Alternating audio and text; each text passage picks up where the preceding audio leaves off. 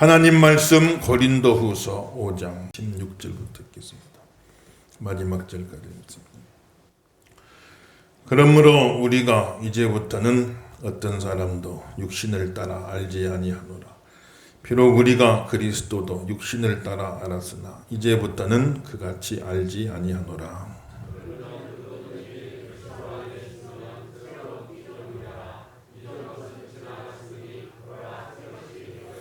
모든 것이 하나님께로서 났으며 그가 하나 그리스도로 말미암아 우리를 자기와 화목하게 하시고 또 우리에게 화목하게 하는 직분을 주셨으니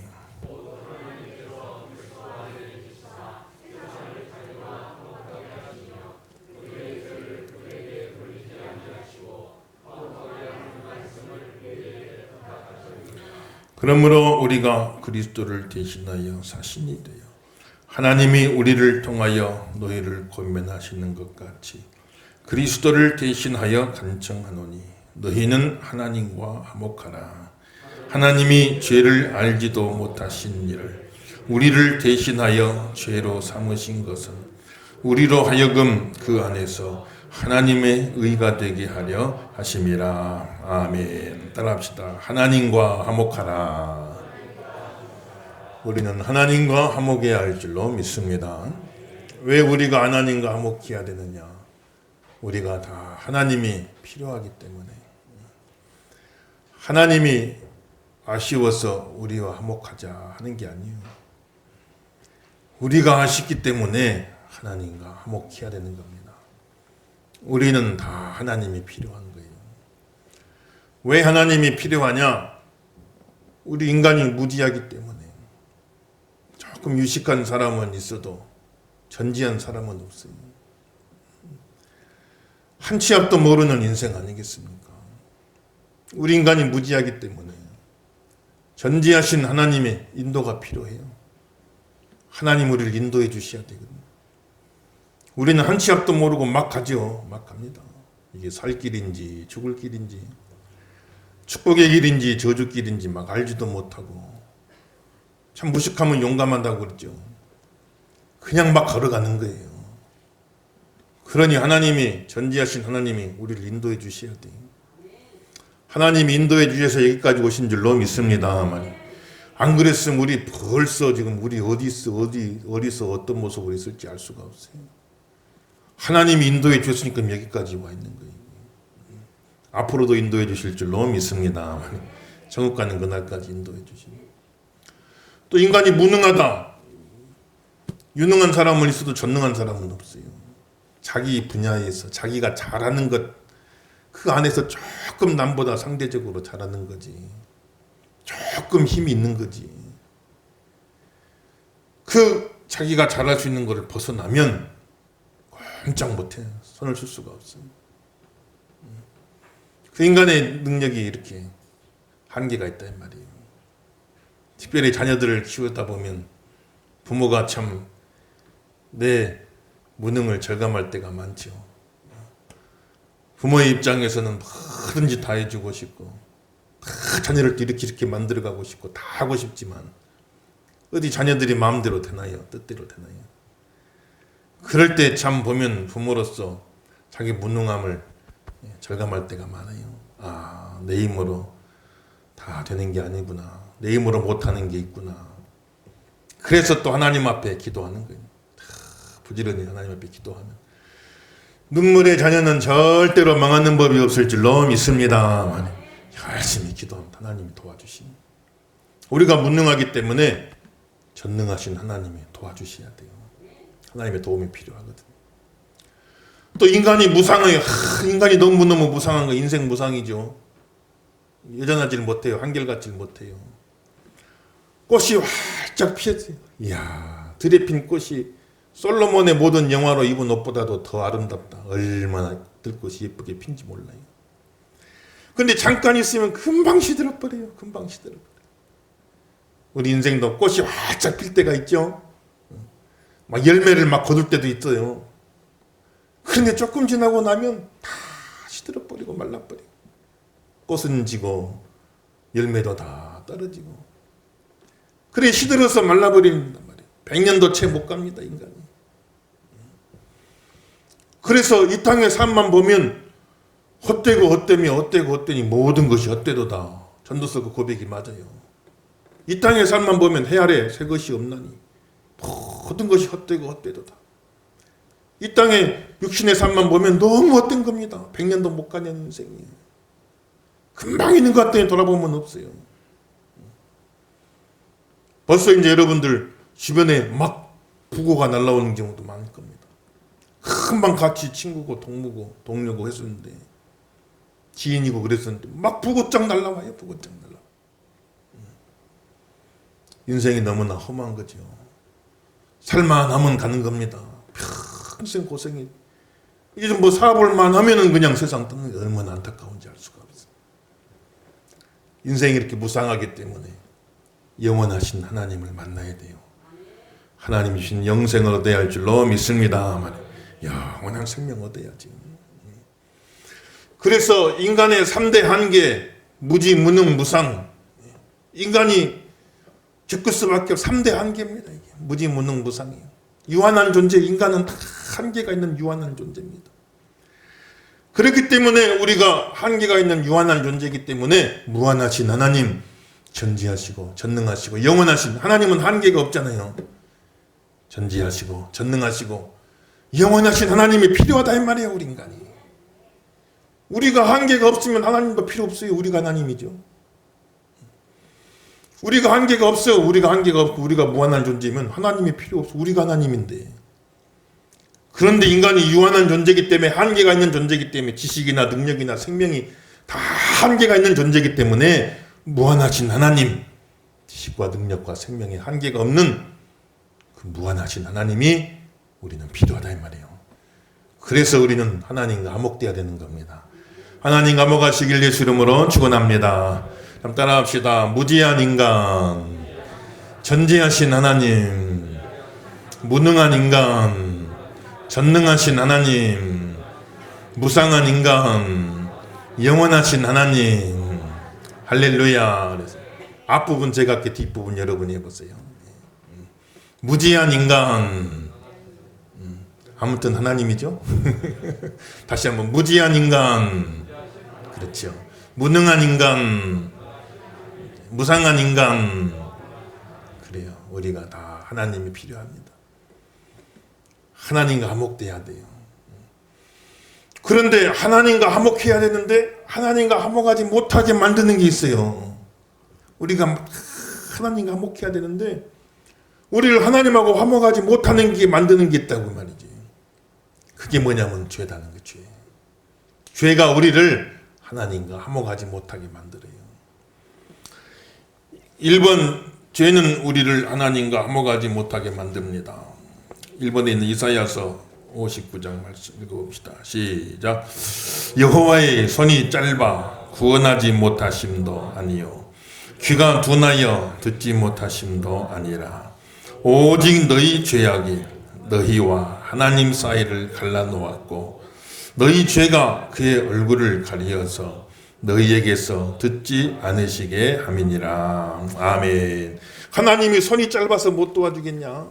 사람은 손이 짧죠. 손이 짧으니까 벌써 제가 여기서 여러분 도울 수가 없어요. 손이 닿지도 않는데. 그렇지만 하나님은 손이 닿지 아니한 곳이 없단 말이죠. 하나님은 온 우주에 손이 닿지 않는 곳이 어디든 다 하나님 도와주실 수가 있단 말이에요. 하나님 귀가 멀어서 못 듣겠냐? 사람은 나이 들면 귀가 막 이제 점점 청력이 약해지잖아요. 옆에서 막 말해줘도 잘 못 알아듣잖아요. 근데 하나님이 귀가 멀어, 나이 들어 하나님이 귀가 멀어가지고 못 듣겠냐? 그게 아니다는 거예요.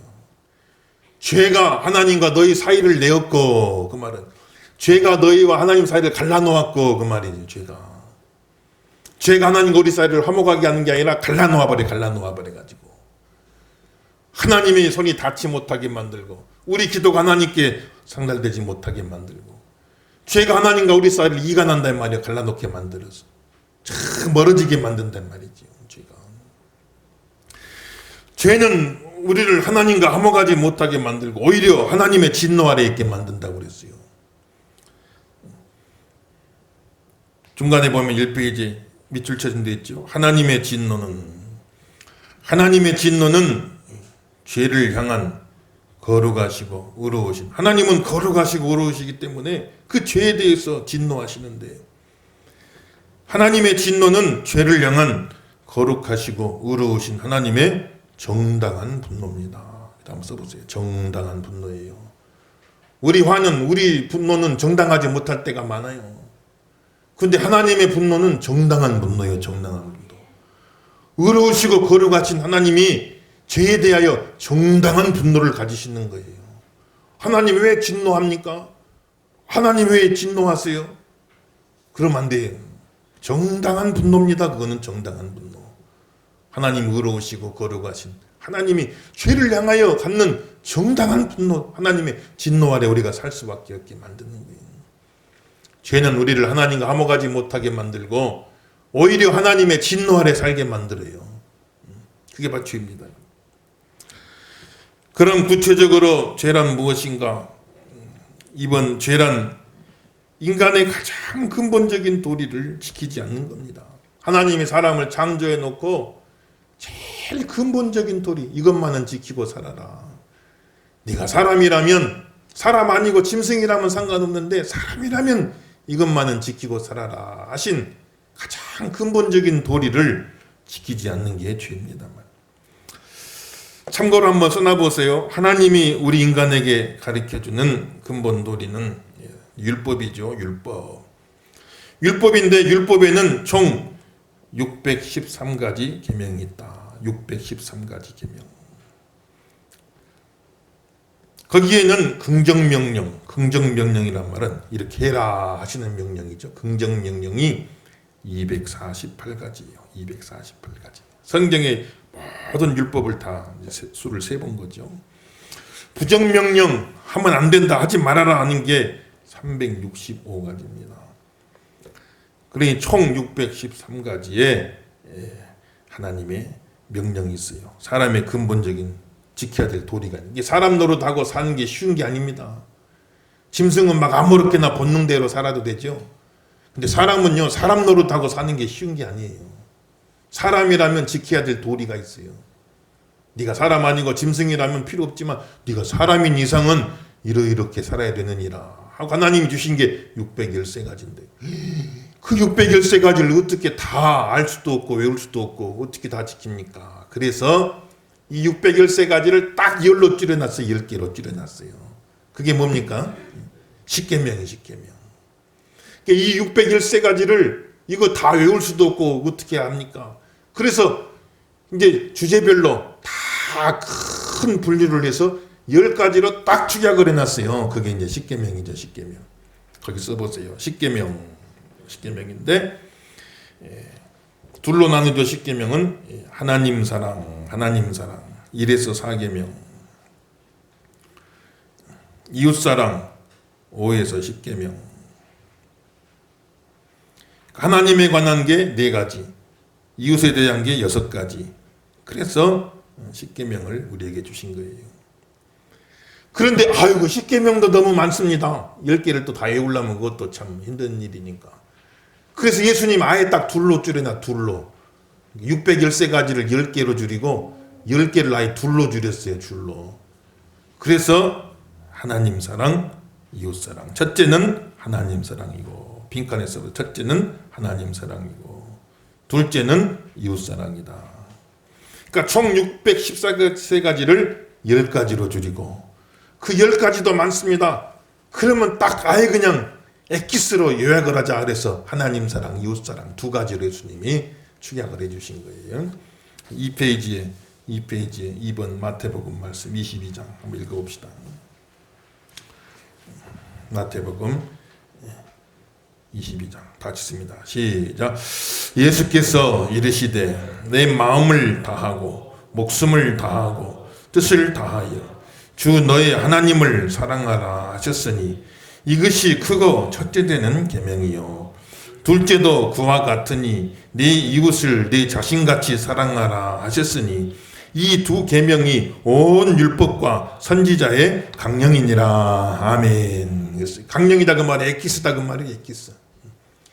613가지를 줄여서 10가지를 그 10가지를 또 농축하고 농축해서 그냥 엑기스같이 해놓은 게 두 가지. 하나님 사랑, 이웃 사랑인데. 하나님을 사랑하는데 그럼 대충 사랑해도 되냐? 그게 아니에요. 다해서, 마음을 다해서, 목숨을 다해서, 뜻을 다해서 주 너의 하나님을 사랑하라. 마음을 다하고 뜻을 다하고 목숨을 다해서 하나님을 사랑하라.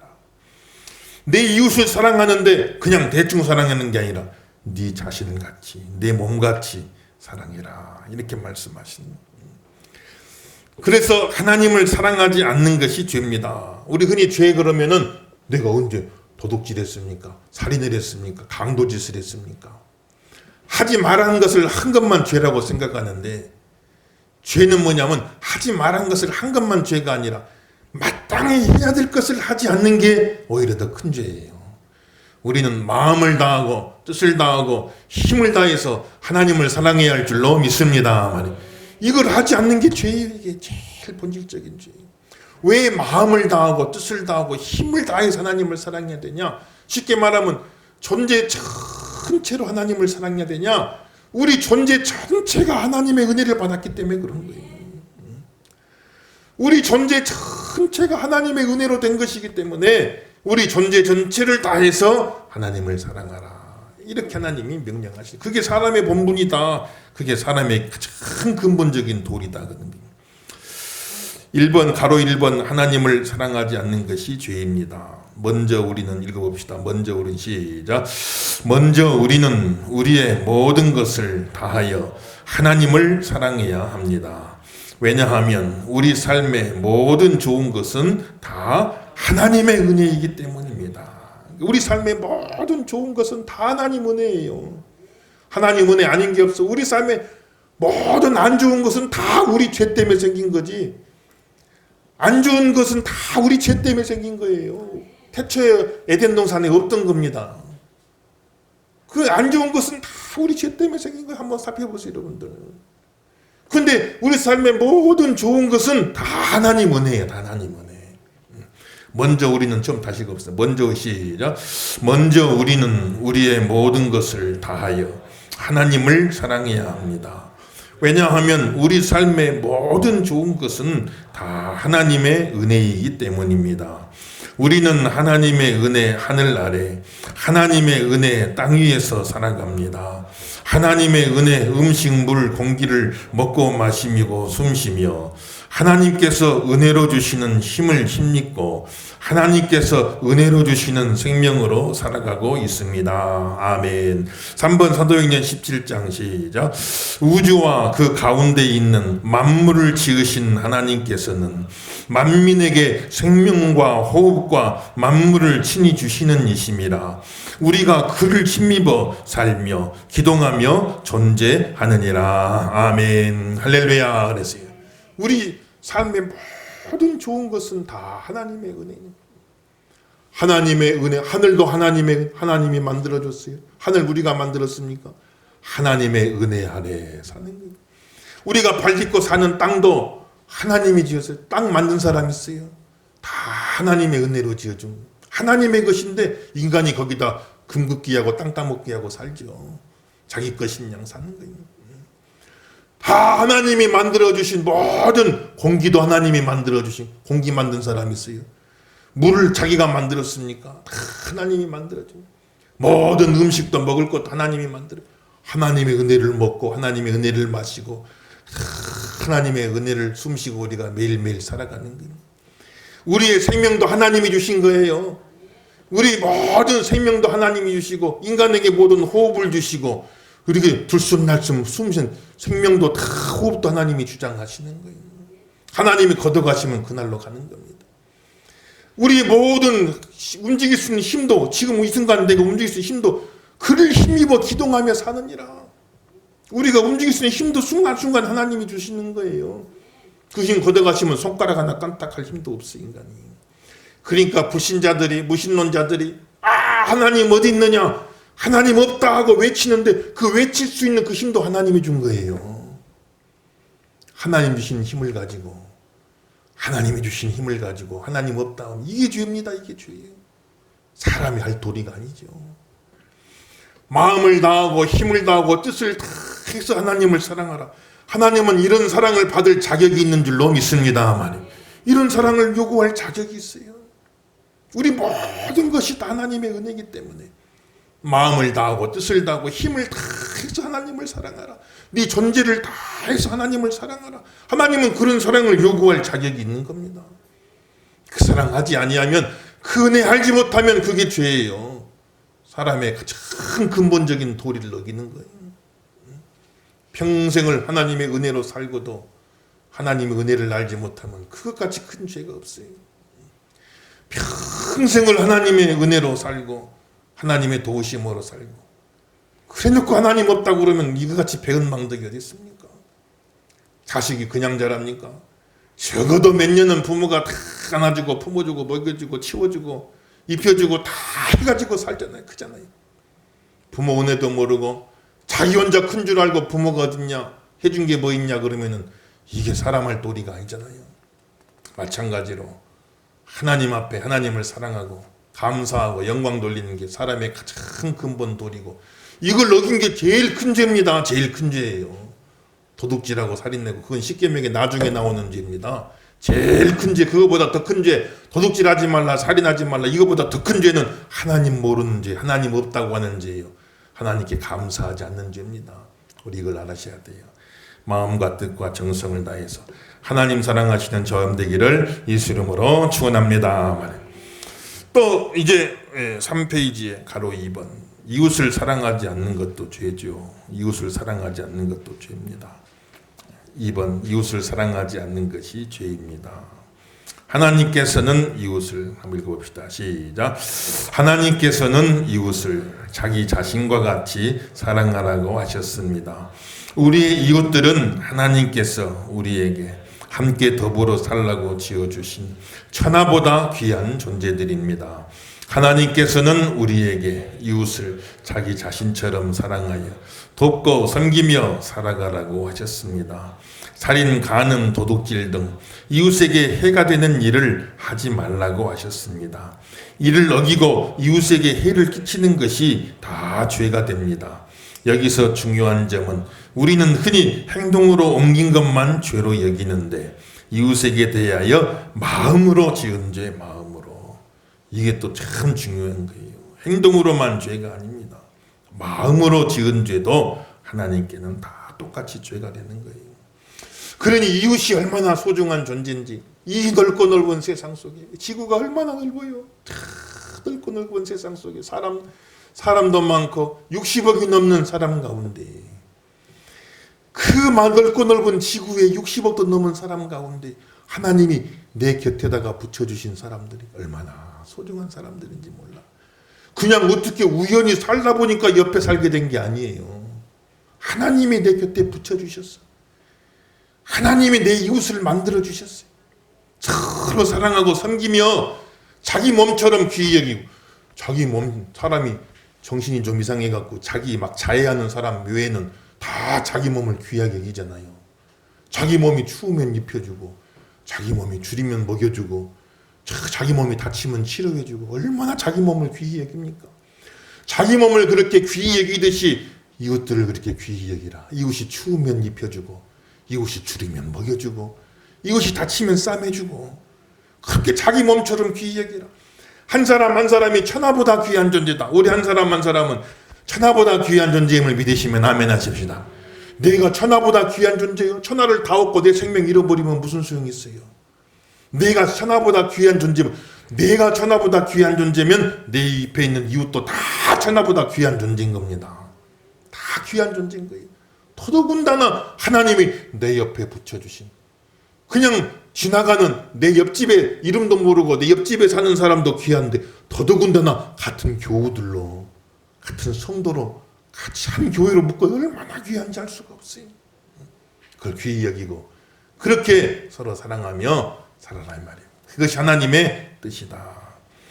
그런데 그러질 못하고 서로 미워하고 또 마음속에 탐심을 갖고 서로 이게 마음속으로 지은 죄도 하나님은 다 죄로 보신다. 사람은 행동밖에 못 봐요. 도둑질하고 살인하고 간음하고 겉으로 드러난 행동밖에 못 보는데 그것도 걸려야 죄요? 안 걸리면 죄도 아니에요. 사람은 행동밖에 못 보지만 하나님은 마음 중심을 다 꿰뚫어 보시니까.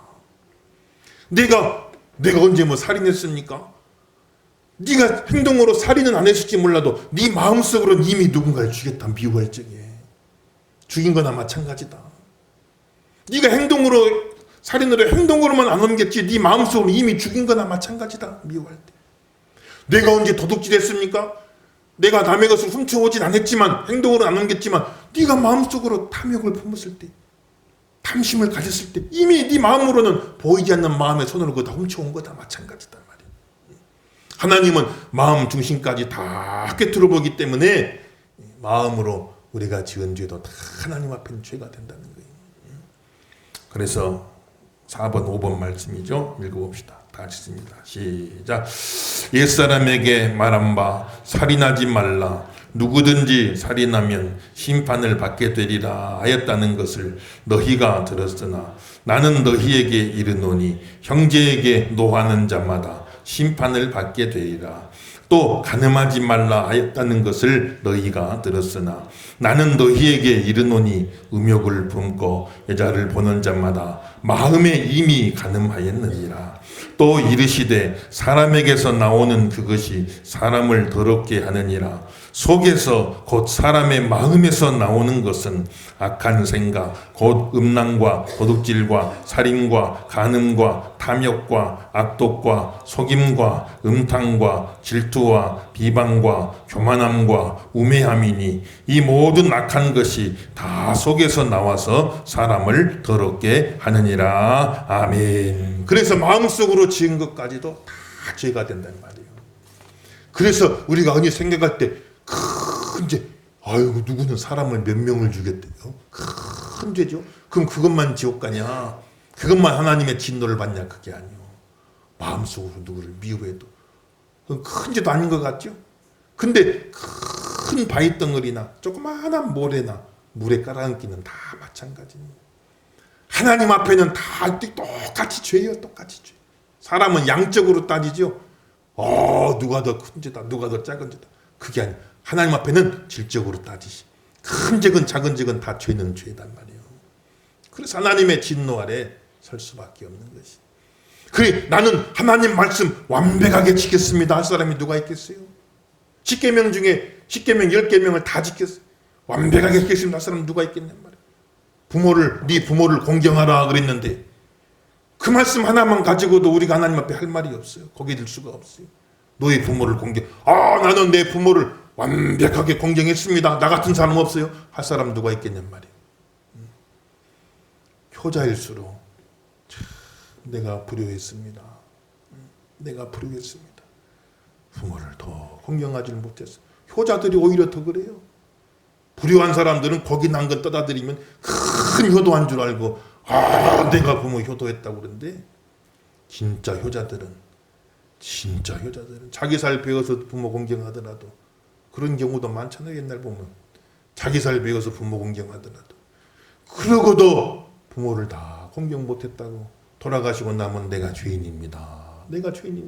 3년을 부모 심여살이 하면서 부모님 나 어렸을 적에 3년간 다 부모님이 먹여주고 입혀주고 다 대소변 치워주시고 하셨는데 내가 그 은혜 잊지 못해서 3년간 돌아가신 뒤 심여살이 하면서 그렇게 하는 거예요.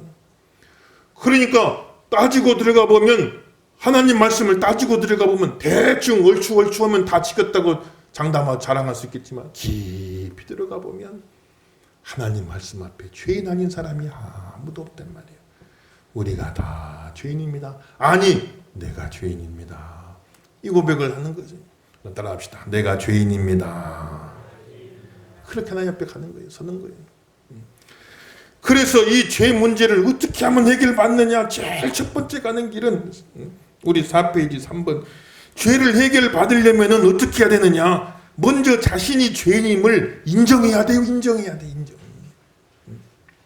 4페이지 3번 죄를 해결받으려면 먼저 자신이 죄인임을 인정해야 돼요. 인정 안 하면 어쩔 수가 없어요. 내가 죄인입니다. 마음을 다하고 뜻을 다하고 힘을 다해서 정말 하나님을 사랑해야 마땅한데, 왜냐하면 내 존재 전체가 하나님 은혜니까. 그런데 하나님을 그렇게 사랑하지 못하고 시시때때로 하나님께 원망도 많고 불평도 많고 온전히 감사하지 못하고 찬양하지 못하고 영광 돌리지 못하고, 이게 큰 죄예요. 내 이웃을 내 몸같이 사랑하라 하셨는데 그러지 못하고 내 주변 사람들에게 얼마나 많이 내가 해를 끼치고 살고, 내 말로 내 행동으로 내 주변 사람들에게 얼마나 많은 해를 끼치고 살고, 온전히 사랑하지 못하고 온전히 섬기지 못하고 그렇게 살아가니 내가 참 허물이 많습니다. 내가 부족합니다. 내가 죄인입니다 하는 것을 인정해야만이, 그래야 거기서 하나님의 해결책이 남아요. 하나님 우리 죄 문제를 해결해 주시기를 원해요. 그걸 인정해야 하나님의 해결책이 나와요. 하나님의 해결책, 미리 말하면 예수 그리스도를 얻을 수가 있는 거예요. 한번 죄를 해결받으려면 먼저 자신이 죄인임을 뭐 해야 된다고요? 인정해야 됩니다. 결국 따지고 보면, 읽어봅시다. 시작. 결국 따지고 보면 우리 중에 죄인이 아닌 사람은 아무도 없습니다. 누구도 하나님과 이웃을 온전히 사랑했다고 장담할 수 있는 사람은 아무도 없습니다. 우리는 다 부족한 죄인입니다. 다만 자신의 죄인됨을 인정하는 죄인이 있고 인정하지 않는 죄인이 있을 뿐입니다. 환자가 자신의 병을 인정하지 않으면 의사가 병을 고쳐줄 수 없듯이, 우리가 자신의 죄를 인정하지 않으면 하나님께서도 그 죄를 용서해 주실 수 없습니다. 죄를 용서받기 위해 가장 중요한 태도는 자신의 죄를 인정하고 겸손히 하나님의 은혜를 구하는 것입니다. 우리가 우리의 죄와 허물을 인정하고 겸손히 하나님의 은혜를 구할 때 하나님께서는 그 모든 죄와 허물들을 다 용서해 주시고 하나님과 화목할 수 있는 길을 보여주십니다. 아멘. 그 길이 뭐겠어요? 길이요 진리요 생명이니, 나는 길이요 진리요 생명이니 나로 말미암지 않고는 하나님께로 나갈 자가 없느니라. 하나님과 화목할 수 있는 길, 예수 그리스도를 주신다 이 말이에요, 여러분들. 예수 그리스도. 그러니까 환자가 자기 병을 인정해야 돼요. 환자가 내가 무슨 환자예요? 난 병 없어요. 의사 선생님이 이러이러한 병이 있습니다. 진단을 해보니까 이러이러한 병이 있네요. 그러면 아이고 그렇습니까? 그걸 인정을 하고 받아들여야지. 내가 무슨 병이 있어요? 내가 환자 아닙니다 나는. 그럼 의사 선생님이 억지로 고쳐줄 수는 없잖아요. 억지로. 내가 환자입니다. 내가 병이 있습니다. 인정하고. 의사 선생님, 그럼 어떻게 하면 좋습니까? 네, 이러이러한 약을 써보세요.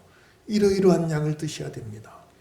그리고 그 의사 선생님 말씀을 따라서 잘 따라가다 보면 병이 치료가 되는 것이죠. 하나님이 우리 죄를 위해서 예배해 두신 치료제가 있어요. 예수 그리스도입니다. 그 예수 그리스도를 영접할 수가 있는 거예요. 예수 그리스도는 죄인의 구주로 오셨어요. 죄인의 구주. 죄인의 구주라고 말은 다 죄인인데 인정하는 죄인, 자기가 죄인임을 인정하는 죄인의 구주로 오신 거예요. 자기가 죄인인 걸 인정 안 하면 죄인의 구주가 필요 없다는 거예요. 자기는. 그 예수님 영접하지 않는 거죠. 그래서 우리가 죄 문제 해결받는 제일 첫 번째 길은 먼저 자기 자신이 죄인임을 인정해야 된다. 죄에 대해서 피상적으로만 생각하면 내가 무슨 죄인입니까?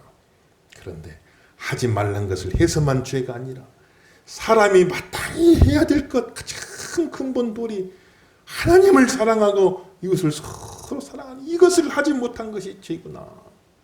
행동으로만 죄가 아니라 내 마음속으로 수도 없이 죄를 짓고 살았구나. 이것을 하나님 앞에 깨달을 때 내가 죄인입니다. 깨달으면 하나님이 죄 문제를 해결할 수 있는 길을 열어주신다는 거예요. 길을 보여주신다는 것입니다. 죄인의 구주 예수 그리스도를 허락해 주신다는 거예요. 그래서 죄를 인정하는 것이 구원받는 첫걸음이 되는 겁니다. 우리 5페이지에 이제 세 번째 오늘 배운 내용을 다시 한번 정리해 봅시다. 5페이지 3번 오늘 배운 내용을 다시 한번 정리해 봅시다. 사람의 근본 도리가 뭐라겠습니까? 네 모든 것을 다하여 하나님을 사랑하라. 네 이웃을 네 자신과 같이 사랑하라. 이것이 하나님이 인간에게 주신 가장 근본적인 도리인데, 죄란 뭐냐 그럼 그 사람의 가장 근본적인 도리를 온전히 지키지 못하는 것, 그것이 죄다. 그래서 그 죄는 우리를 하나님과 화목하지 못하게 하고, 한번 써보세요. 죄는 우리를 하나님과 화목하지 못하게 하고 오히려 하나님의 진노를 부르게 된다. 그래서 하나님과 화목하려면 바로 그 죄 문제를 해결받아야 된다. 그 문제, 죄 문제를 해결해 주러 오신 분이 바로 예수 그리스도시다. 다음 시간에는 그거를 배우고자 하는 것입니다.